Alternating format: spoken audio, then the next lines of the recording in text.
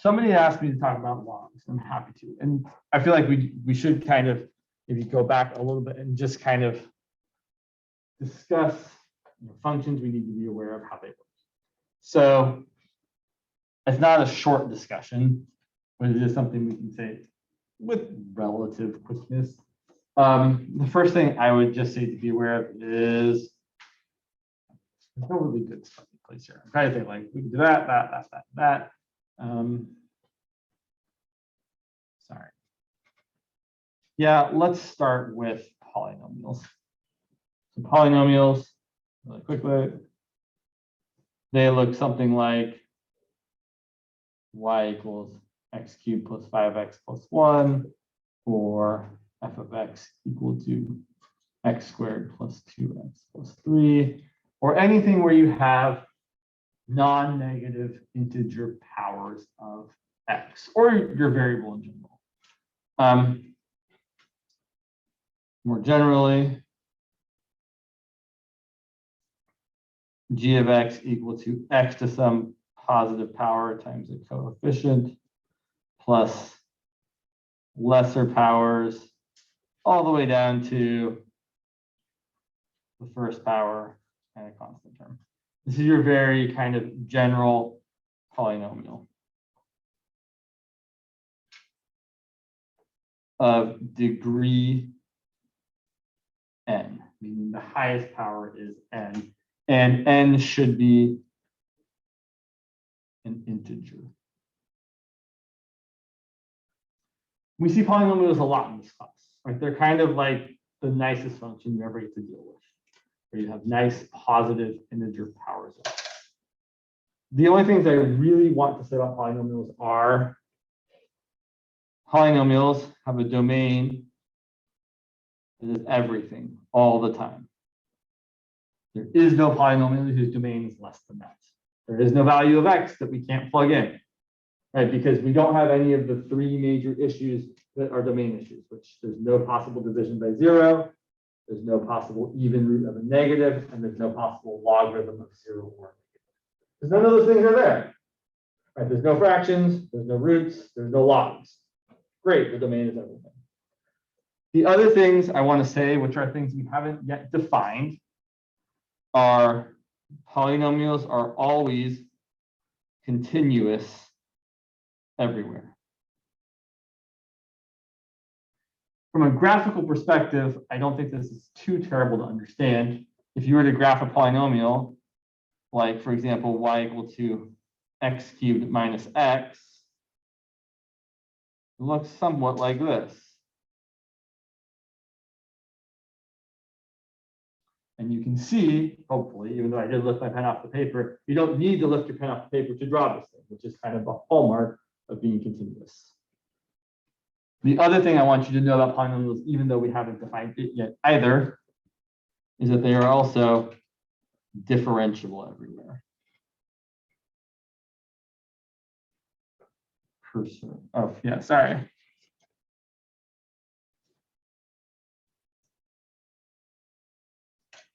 Meaning that when we learn how to take the derivative, we're going to see that for a polynomial, you can take the derivative at every value of x. Or another kind of way of saying this, so just like you can say a continuous function is one you can draw without taking your pen off the paper, a differentiable function, and so I will say this is not an exact definition, but this is just kind of an easy way of thinking about what it usually means to be differentiable. A differentiable function is smooth. There's no pointy parts. There's no breaks of any sort. So if you're trying to find, now, I will caveat this with, there are a couple functions that are smooth that still aren't actually differentiable everywhere. So smoothness is a necessary, but not sufficient condition for being differentiable. If a function is smooth, it's probably differentiable. There's a couple counter examples that we'll talk about later on. But for the most part, if you see something is smooth, like there's no pointy parts, there's no weird breaks or jagged edges, it's probably differentiable everywhere. And that's all I really want to say about polynomials. They're great functions. We like them a lot. Trig functions.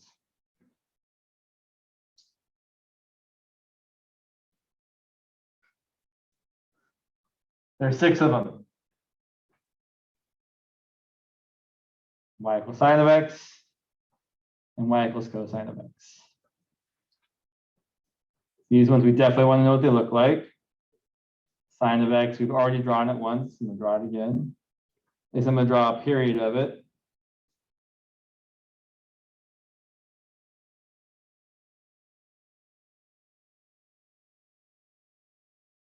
Looks like that. Has important points at pi over 2 and pi, and 3 pi over 2 and 2 pi. And so it repeats. Cosine of x. Cosine of x is really just the sine function shifted pi over 2 to the left. So we take all of this and shift it like 1/4 over, you get the same values. Sorry, I usually do this. So here's the cosine function. Starts at the top, then goes to the middle, then to the bottom, back to the middle, back to the top.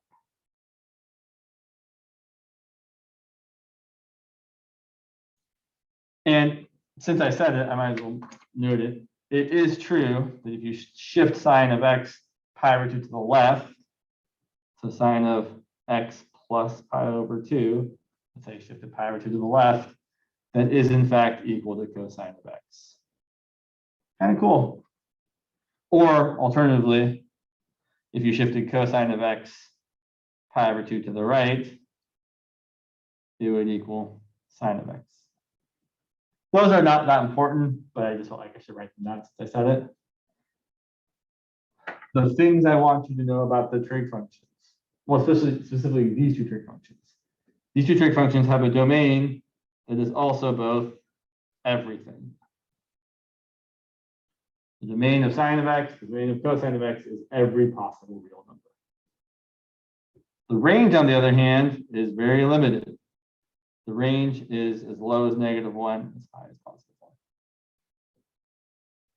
And I will also say the same things about sine and cosine.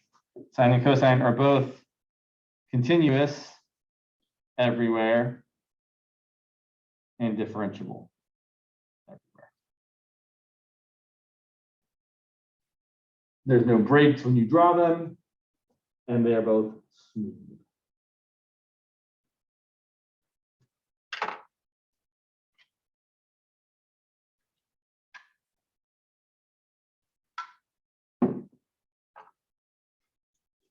And then there's some other trig functions which we also use, but less. Let's talk about tangent. Tangent of x. It's interesting, on the laptop I'm getting lag, but on the, sorry, I know it's like you guys don't care. So here's what tangent of x looks like. Tangent of x, we typically draw one period of it with asymptotes at x equals pi over 2 and x equals -pi over 2. And it has this shape. And then it repeats. So the next asymptote is pi away at 3 pi over 2.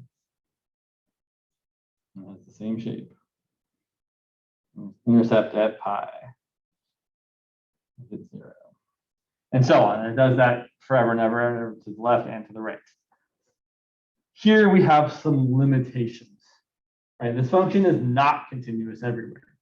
There are definitely some breaks when you draw it. What I would say about this function is the domain. The domain is always a pain to write for this function. You could write it in a couple of ways. You could say it's all values of x except for, and then make a list, -pi, right? So you could say, okay, the domain, we don't want pi over 2, 3 pi over 2, 5 pi over 2, any odd multiple of pi over 2. You can also go backwards.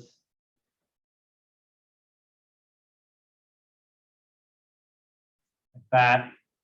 That's not the best way to write. Here's probably the best way to write the domain. It should not be those things. The domain really is everything from -pi over 2 to pi over 2, exclusive. But then I want to be able to shift that over by pi, or by 2 pi, or by 3 pi, or by -pi, or by -2pi, or by any integer multiple of pi. So that's how we usually write the domain. It's negative pi over 2 plus k pi to pi over 2 plus k pi, where k is an integer. I don't think you need to know that really. Like, I mean, it's something you should be aware of, but like people usually aren't asking what the domain of tangent is. Yeah. Why wouldn't it be negative pi over 2 minus k pi? You could also write it that way. So I'm thinking of it like, so I'm thinking of k being 0 for a second. If k is 0, I'm getting this section to this section. If k is 0, I'm getting this section to this section. And if k is 1, I'm getting negative pi over 2 plus pi, which is pi over 2, to pi over 2 plus pi, which is 3 pi over 2. So I'm getting this section. But k can also be a negative number because k is an integer. An integer can be any positive or negative number. This is not the only way to write it, though. You could totally write an equally valid way to write it would have been to write it as, now I'm trying to think of an equally valid way to write it. This is probably the way I would write it. But there are certainly other ways where you could write it with a minus k pi if you wanted to. In fact, you could totally write it as a minus here and a minus here. That would also be correct. The range here is everything. You get every possible y value.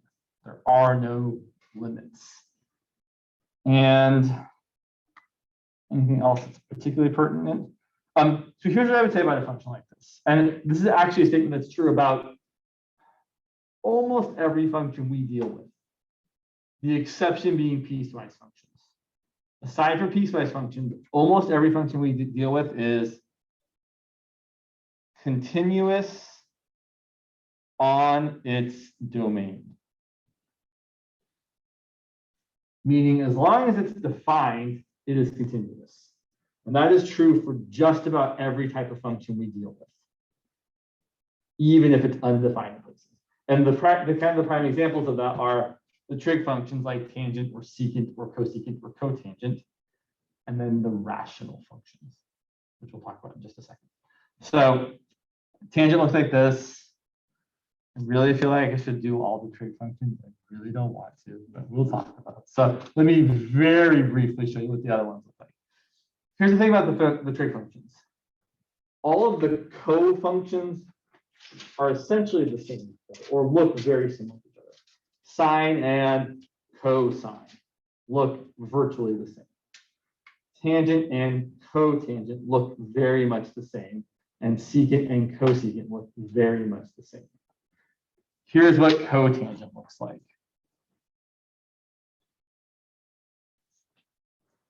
Well, as a reminder, tangent is sine of x over cosine of x, and is undefined when cosine of x is equal to 0, which is at pi over 2 and 3 pi over 2, 5 pi over 2, and every odd multiple pi over 2. On the other hand, cotangent of x, yeah, I did. So yes, I did say it's continuous on its domain, and most functions are continuous on their domain. So tangent, definitely anywhere that's in its domain, like pi, negative pi over 4, it is definitely continuous there. I know, well, actually, I don't know. I'm assuming most classes haven't defined continuity yet, but the typical way we talk about the definition of continuity is that the limit of the function and the function value are the same. So at this point here, the limit is the same as the function, right? If you think about the y value that we're getting close to as x is approaching negative pi over 4, that's actually the same as what the function value is. Basically, if you've drawn it in a way that is, I hate to say normal because it's not normal, but if you draw it without lifting your pen off the paper, which I definitely did for this part here, there aren't any breaks where the function and the limit value might be different. On the other hand, I'm going to skip this cotangent for just a second. On the other hand, some piecewise function like this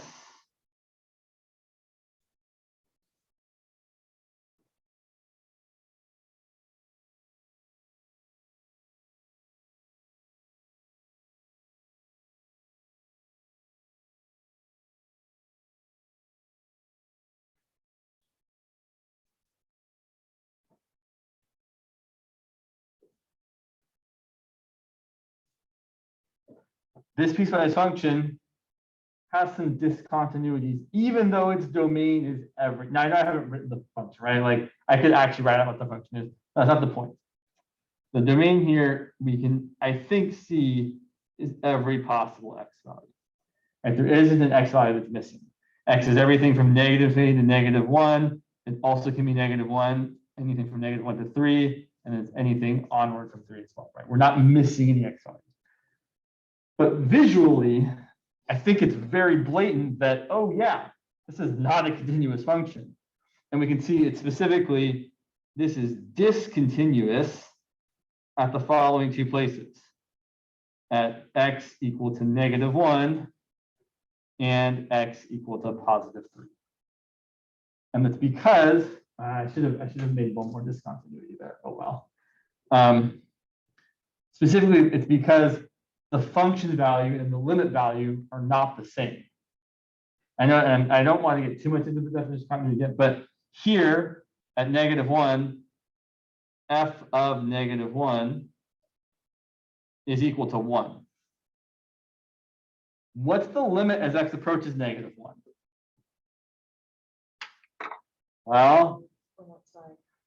Well, so that's an excellent question. I'm going to respond with, I want the overall limit. Exactly. It doesn't exist because the limit from both sides is not the same. And if the limit doesn't exist, it definitely can't equal whatever the function value is equal to because it doesn't exist. But more importantly, if the limit doesn't exist, we just automatically say, oh, the function can't be continuous then because the left-hand side and the right-hand side are not matching up. So f of -1 is equal to 1, and the limit as x approaches -1 of f of x does not exist. That's a recipe for discontinuity. And I really should have made this one different. I wish I could change it. I wish I could redraw this picture really good. But I really would rather have here is,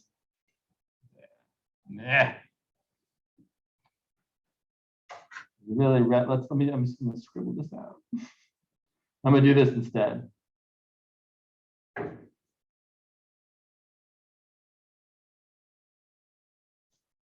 Let me ask you all, this function is also discontinuous at 3.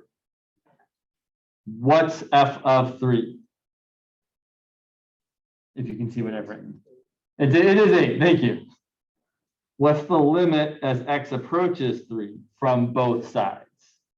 It is definitely 6. Those values are different. The function's discontinuous there. So what I would say is most functions are continuous on their domains because you don't have wacky things like a point discontinuity or a jump discontinuity.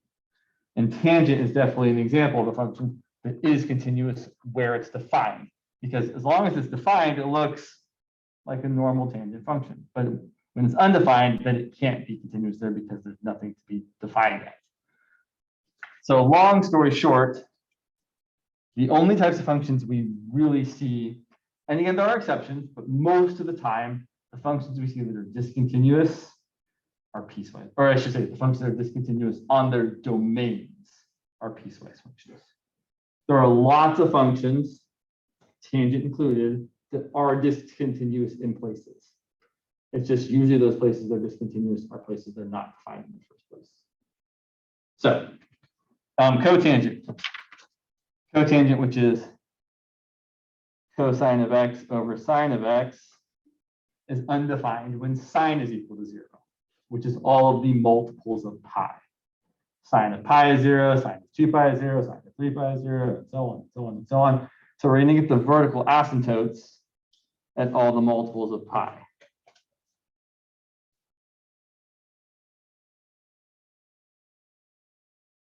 And 0, there's a vertical asymptote there too. And then cotangent, instead of going up from left to right like tangent does, it goes down from left to right. Or really the way I'm actually thinking about this is I'm thinking about the quadrants and which trig functions are positive and what quadrants. Have you guys seen this before? In quadrants 1, 2, 3, and 4. All.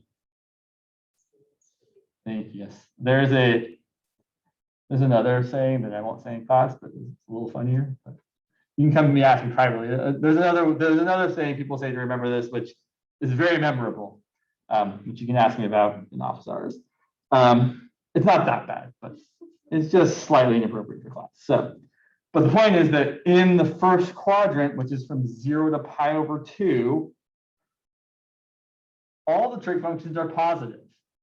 So in the first quadrant, I should be getting positive values out. That's how I know that cotangent looks like this in the first quadrant, because it has to be positive. It can't be going up like that, where it starts out being negative. And then I know that tangent and cotangent look very similar. So it's got to have the same tangent-ish shape, just kind of flipped over and down. And then repeats.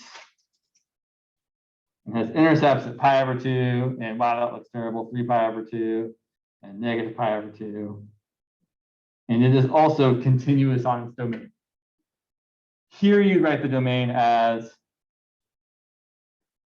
0 plus k pi to pi plus k pi, exclusive of the endpoints.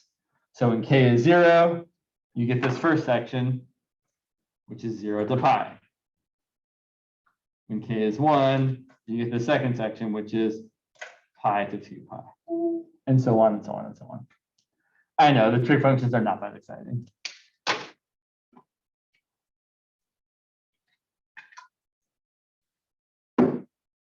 The reason I am talking about all of them is because eventually we are going to talk about all their derivatives and probably the inverse trig functions as well. So it is good to be aware of them. The range also, tangent, cotangent both have the same range. I guess I could also mention, looking back for just a moment here, sine's an odd function, it has rotational symmetry. Cosine's an even function, it has reflective symmetry across the y-axis. So odd, even. Tangent's an odd function, it has rotational symmetry about the origin. And oh, where'd you go? Yep, you can say that, I guess. Cotangent's also an odd function. It also has rotational symmetry about the origin, right? If you rotate this around, this part, and it's kind of hard to see, this part rotates around to be that part right there, and this part rotates around to be that part right there. It'd be kind of cool if someone actually made a picture of that happening. Like, I would love a little video. I mean, well, actually, how about this? Check that out. It looks the same, right? There's my origin, and it still looks like cotangent. Brilliant. Glad I came up with that. It was very challenging. Sometimes I outsmart myself. Okay, so we have two left.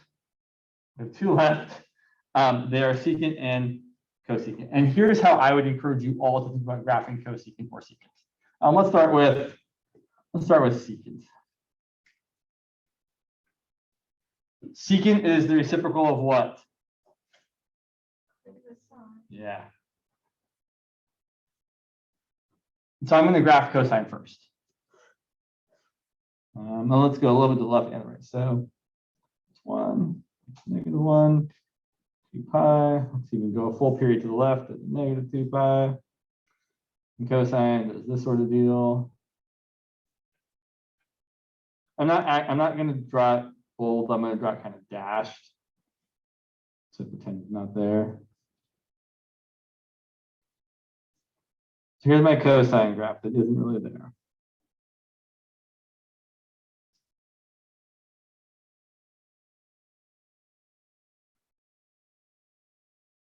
Okay, there's cosine. So now, what's that? Oh, good. Okay, sorry, I thought you said. So if I want to graph, or if I want to find the reciprocal, well, here's what I'm going to think about. And let's draw secant in red. So y equals secant of x in red. If cosine of 0 is 1, what's secant of 0 going to be? 1 over 1. And I know another value. I know that cosine of, I'm going to pick an easy one. I know that cosine of pi over 3 is equal to 1/2. You should also know that cosine of pi over 3 is equal to 1/2. So I would encourage you all to take some time to make sure you know how to evaluate sine and cosine specifically at the usual kinds of values like pi over 6, pi over 4, pi over 3, et cetera, et cetera, et cetera. But if cosine of pi over 3 is 1/2, what's secant of pi over 3 going to be? Exactly.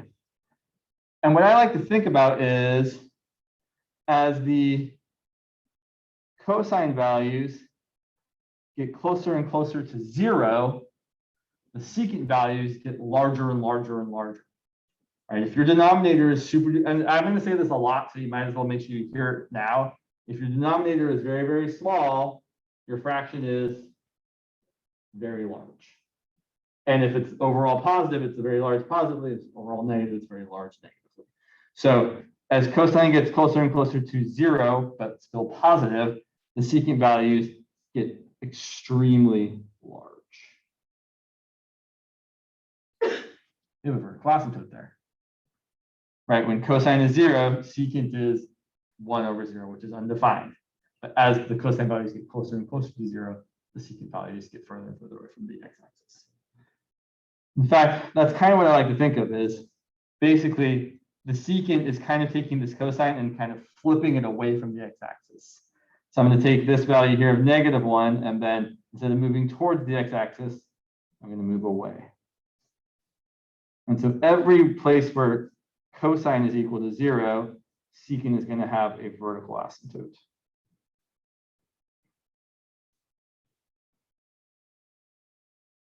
So really, when I actually graph secant, if I don't want to have the cosine guiding graph there, I just think about the places where cosine is 0, pi over 2, 3 pi over 2, negative pi over 2, negative 3 pi over 2, and draw vertical asymptotes there.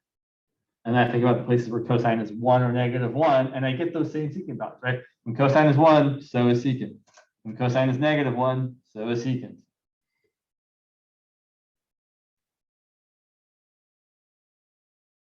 And then you just kind of draw it like this.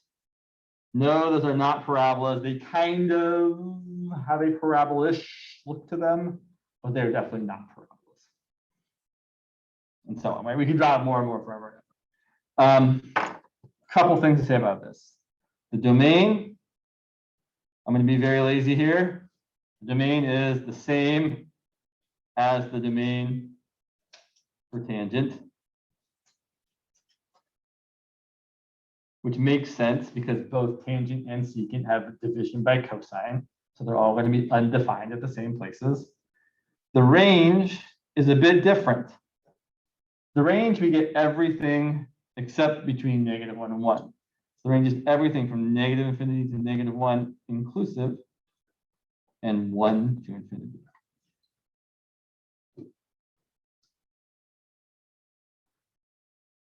Just like tangent, just like cotangent, this function is continuous on its domain. And I really want to emphasize that idea. Most functions are continuous on their domains. We are definitely going to talk about the definition of continuity, but it's really good to be aware that most functions that we look at that are not piecewise functions are continuous on their domains. In fact, I'd really be hard pressed to think of a function that isn't continuous on its domain. Like I'm actually really trying to think of one. I'm like, it's challenging because it's just not a normal thing for a function other than, right? That's why we make up piecewise functions really, is to contrive some functions that are defined at a point but are not continuous at that point. There are probably functions that are not continuous on their domains. I just can't think of any. And then we could also look at cosecant. Cosecant is the same idea. So let me show you how I actually graph cosecant if I didn't want the guiding sine function. So I'm thinking about sine. Thinking about the fact that sine of 0 is 0. And sine of pi is 0, meaning I'm going to get a vertical asymptote at pi. And sine of pi over 2 is 1. And sine of 3 pi over 2 is -1. Sine of 2 pi is 0, which means I'm going to get a vertical asymptote at 2 pi. And I'm also going to get an asymptote at 0 because sine of 0 is 0. So then I'm going to start here. Sine of pi over 2 is 1. Cosecant of pi over 2 is also 1. And then sine would move towards the x-axis. Cosecant is going to move away. Same deal down here. Sine of 3 pi over 2 is -1. Cosecant of 3 pi over 2 is also -1. And then cosecant is going to move away from the x-axis. So there's one full period of cosecant. Domain, same as what? Not the same as secant, because secant, right? Secant, you were missing values like pi over 2 and 3 pi over 2 and -pi over 2. Tangent's the same as secant. Same as what's left? Cotangent. Cosine has a domain that's everything.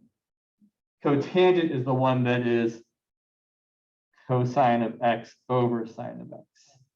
And cosecant is 1 over sine of x. So it makes sense that these two functions have the same domain because they have the same places where you would be dividing by 0. The range is the same as secant. It's negative infinity to 1, sorry, to -1 union 1, 2, 3. And just like cosecant, it is, sorry, just like secant, just like all of the trig functions, it is continuous on its domain. I will also mention cosecant is an odd function. If you rotated this 180 degrees, in fact, I could draw a little bit more of it.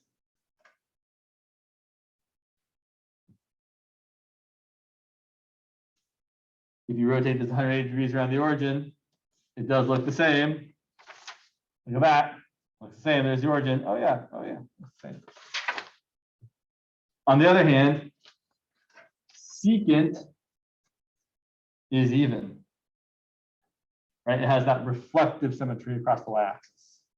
So the only even trigonometric functions are cosine and its reciprocal secant. The other 4 trigonometric functions are all odd, having rotational symmetry. And those are your trig functions. 1144. Let's see, we're going to get.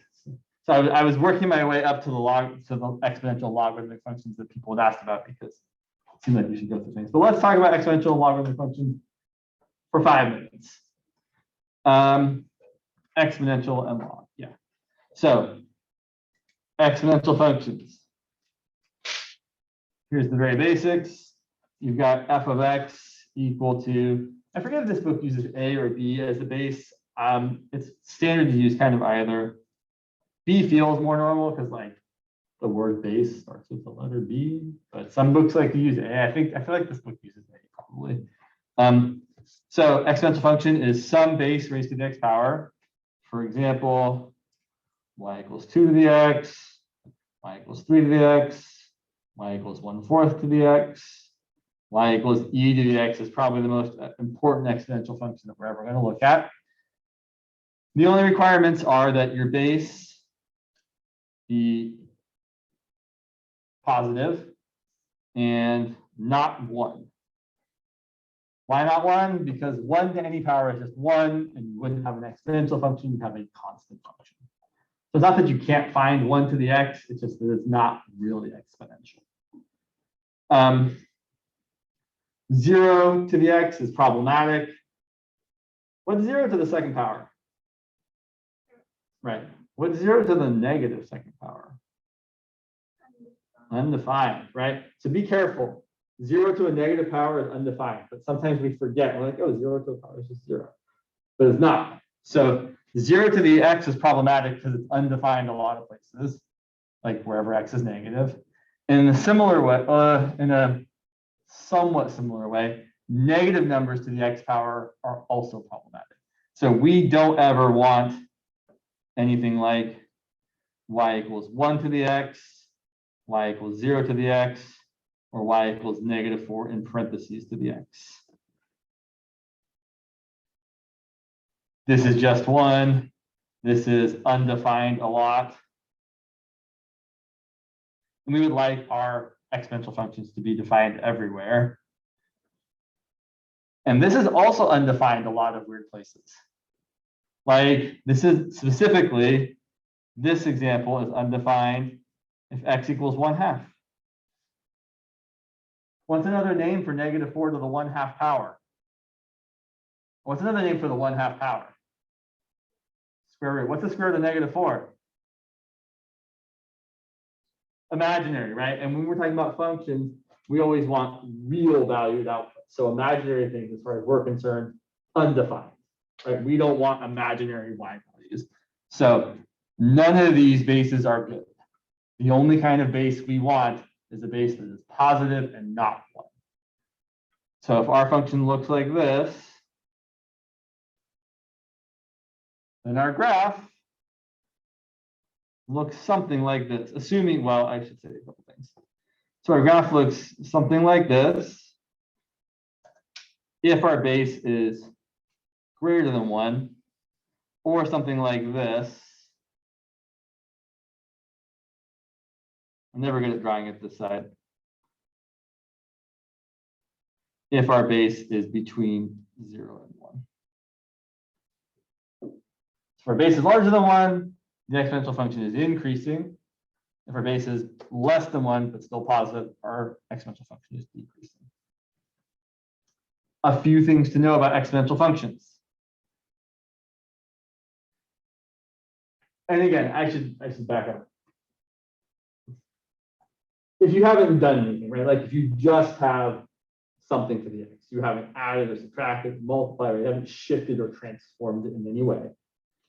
If that's what you have, or you just have b to the x, then you always have 0, 1 as a y-intercept.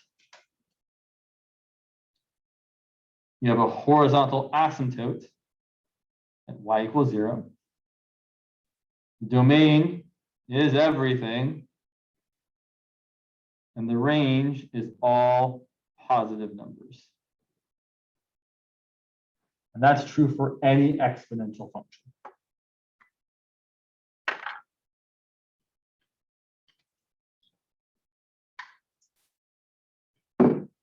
I know I'm giving you a very brief overview of these functions. We can definitely talk about them more next week if we want to. But I also mentioned things do move fast in this class, right? We're definitely like next week, some of you will probably start talking about derivatives next week, or even this week, right? It's gonna, or some of you in someone's class have already started talking about derivatives and have been asked some very interesting questions on your homework. I know we only have a moment left, but let me just say the same things about logarithmic functions, just to leave you with that. So if you have y equal to log base b of x, we have the same base restrictions. Our base has to be positive, cannot be 1. And I will point out specifically for logarithms, although you're totally allowed to have a base like 1/2 or 2/3 or 7.5 or the square root of 9, that's square root of 9 is actually totally fine. Square root of 10, totally allowed, super weird though. The only bases you really actually ever have are positive integer numbers. So bases like 2, 3, 4, 5, 6, 7, forever and ever and ever. Like any positive integer that's not 1 is pretty typical. And then of course, the most important base we've got, e, the natural number. I can't imagine in this class you will ever see a logarithm with a base that is different than those numbers. You will always be seeing like log base 10, log base 2, log base e, which is the natural log. Any other base, I would be very, very surprised if someone asked you about log base 1/2. And then I'm going to beg for just one more minute. Here's what the graph looks like in general as an x-intercept of 1, 0. And what I want to point out is the logarithmic function and the exponential function are inverse functions, as long as the bases are the same. So for example, 2 to the x and log base 2 of x are inverse functions. All of the x and the y coordinates have interchanged, and specifically the x and the y features have interchanged. So instead of having a y-intercept of 0, 1, the x and the y-intercept coordinates interchange and you get an x-intercept of 1, 0. And instead of getting a horizontal asymptote of y equals 0, you get a vertical asymptote of x equals 0 because y changed into x. And our domain is now what the range was.